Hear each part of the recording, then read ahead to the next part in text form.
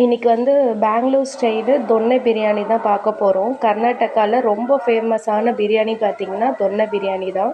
எப்படி பண்ணுறதுன்னு பார்க்கலாம் வாங்க. ஃபஸ்ட்டு சிக்கனை வந்து ஊற வச்சிடலாம். கொஞ்சம் தயிர், மிளகாத்தூள், மஞ்சத்தூள், உப்பு போட்டு சிக்கன் பீஸை வந்து நல்லா ஒரு ஸ்பூன் எடுத்து குத்திக்கோங்க.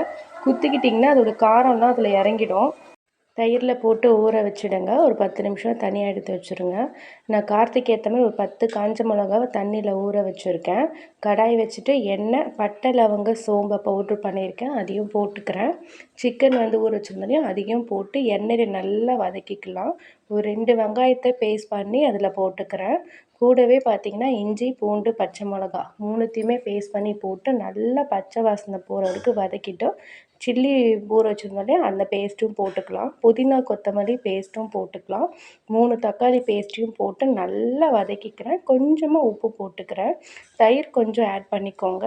காரத்துக்கு ஏற்ற சில்லி பவுடர் ஒரு ஸ்பூன் போட்டுட்டு நல்லா வதக்கிடலாம். வதக்கினதுக்கப்புறம் கிளாஸில் தான் அரிசி எடுத்திருக்கேன். அதில் 1 கிளாஸுக்கு 2 கிளாஸ் தண்ணி போல் ஊற்றிட்டு உப்பு காரம் எல்லாம் பார்த்துட்டு கொஞ்சமாக லெமனை பிழிஞ்சு போட்டு அரிசியை கொட்டி நல்லா கலக்கிக்கோங்க.